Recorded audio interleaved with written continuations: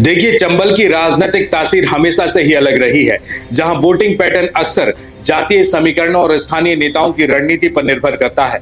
विजयपुर विधानसभा उपचुनाव में सब कुछ दिखाई दे रहा है, जहां भारतीय जनता पार्टी और कांग्रेस दोनों अपने अपने प्रत्याशियों के साथ जोर शोर से प्रचार में जुटी हैं। चुनावी मैदान में भारतीय जनता पार्टी के प्रत्याशी वन मंत्री रामनिवास रावत और कांग्रेस के मुकेश मल्होत्रा के बीच सीधा मुकाबला है। लेकिन इस बार चुनावी माहौल में जो सबसे महत्वपूर्ण तत्व उभर कर सामने आया है, वह है जातीय का मुद्दा और सामाजिक समीकरणों का बड़ा खेल। चंबल के इस इलाके में चुनावी समीकरण को समझना खासा मुश्किल नहीं है। यहाँ जाति की भूमिका बेहद महत्वपूर्ण होती है और यही कारण है कि विजयपुर विधानसभा का उपचुनाव इस बार जातीय समीकरणों पर टिका हुआ है। इस उपचुनाव में कुशवाहा और आदिवासी वोटों के बीच की खींचतान प्रमुख मुद्दा बनी है। कुशवाहा बाहुल्य इलाके के उपचा गांव में बुजुर्गों और युवाओं से बातचीत के दौरान यह साफ तौर पर सामने आया कि कांग्रेस की चर्चा ज्यादा है, जबकि चुनाव प्रचार में भारतीय जनता पार्टी का दबदबा बना हुआ है। गांव के लोग यह मानते हैं कि इस बार रामनिवास रावत का चुनावी संघर्ष शायद उनके जीवन का सबसे बड़ा मुकाबला हो सकता है। तो वहीं कुछ स्थानीय लोगों ने यह भी बताया कि मुकेश मल्होत्रा को 44,000 वोट आदिवासी समुदाय के समर्थन से मिले थे और अगर इस बार आदिवासी वोट रामनिवास रावत के साथ आए तो वह बाजी भी मार सकते हैं। नमस्कार, मैं हूं आपके साथ में भूपेंद्र सिंह और आप रिपब्लिक सागर मीडिया के साथ में हैं। सबसे पहले आप हमारे चैनल को सब्सक्राइब करें and don't forget press the bell icon to get all the notification for our upcoming video. Surya multi speciality hospital, हमारा उद्देश्य आपका उत्तम स्वास्थ्य, स्वस्थ सागर और स्वस्थ भारत। अब सूर्या मल्टी स्पेशलिटी हॉस्पिटल की सर्वश्रेष्ठ टीम आपकी सेवा में 24 घंटे उपलब्ध है। देखिए, मध्य प्रदेश में है उपचुनाव चौंकाने वाली स्थिति में है, क्योंकि दोनों प्रमुख प्रत्याशी रामनिवास रावत और मुकेश मल्होत्रा पहले भी एक दूसरे के विरोधी थे। रामनिवास रावत ने 2023 के विधानसभा चुनाव में कांग्रेस के टिकट पर जीत हासिल की थी, लेकिन लोकसभा चुनाव के पहले उन्होंने भारतीय जनता पार्टी का दामन थाम लिया।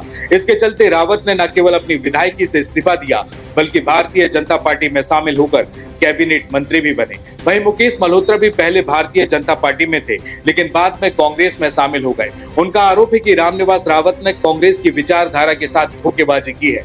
मल्होत्रा के समर्थक कहते हैं कि रावत ने अपनी पार्टी बदलने में कोई संकोच नहीं किया और इस बार भारतीय जनता पार्टी की साख पर खतरा बना हुआ है, क्योंकि यह उपचुनाव उनकी व्यक्तिगत सीट बचाने के लिए हो रहा है। मुख्यमंत्री डॉक्टर मोहन यादव ने विजयपुर विधानसभा में अपनी चुनावी धुरी को मजबूत करने के लिए लगातार दौरे किए हैं। जुलाई से अब तक वह विजयपुर में 7 बार आ चुके हैं। उनका कहना है कि उन्होंने इस चुनाव को अपनी प्रतिष्ठा से जोड़ लिया है। साथ ही उन्होंने कुशवाहा समाज के कार्यक्रम में भाग लिया और समाज को साधने के लिए ग्वालियर के सांसद भारत सिंह कुशवाहा के साथ बैठक भी की है। हालांकि केंद्रीय मंत्री ज्योतिरादित्य सिंधिया के इस चुनाव में न आने की चर्चा भी जोरों पर है।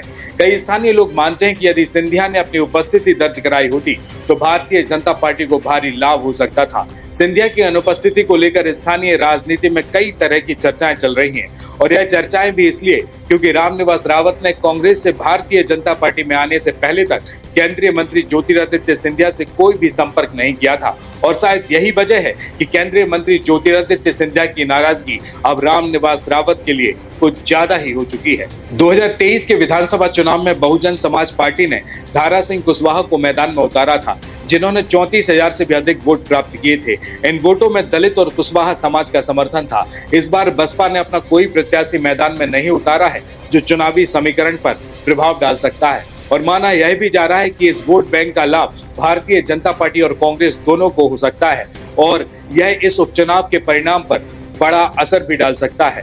विजयपुर उपचुनाव के मुख्य मुद्दे की बात करें तो विकास और जातीय समीकरण दोनों का मिश्रण यहां पर देखने के लिए मिल रहा है।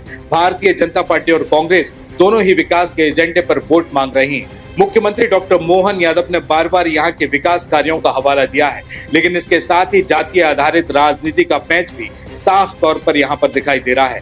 वहीं कांग्रेस के प्रदेश अध्यक्ष जीतू पटवारी ने भारतीय जनता पार्टी पर किसान और महिलाओं के मुद्दे से वादा खिलाफी का आरोप लगाया है। उनके अनुसार भारतीय जनता पार्टी द्वारा किए गए वादों को पूरी तरह से नकारा गया है। पटवारी ने यह भी कहा कि प्रशासन पूरी तरह से भारतीय जनता पार्टी के पक्ष में काम कर रहा है, जो कि इस चुनाव की निष्पक्षता पर सवाल उठाता है। देखिए 13 नवंबर को होने वाले मतदान से पहले आज 11 नवंबर की शाम 6 बजे प्रचार बंद हो चुका है।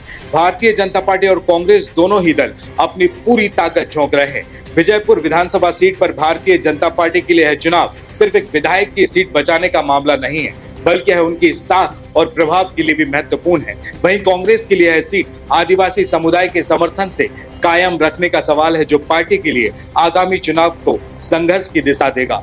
विजयपुर विधानसभा में भारतीय जनता पार्टी और कांग्रेस के बीच जो चुनावी घमासान मचा है, वह जातीय राजनीति, दल बदल और विकास के वादों के बीच की जबरदस्त जंग है।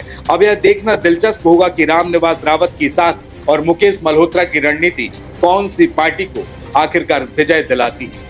नमस्कार। सूर्या मल्टी स्पेशलिटी हॉस्पिटल, हमारा उद्देश्य आपका उत्तम स्वास्थ्य, स्वस्थ सागर और स्वस्थ भारत। अब सूर्या मल्टी स्पेशलिटी हॉस्पिटल की सर्वश्रेष्ठ टीम आपकी सेवा में 24 घंटे उपलब्ध है। महिला एवं पुरुष के अलग अलग जनरल वार्ड।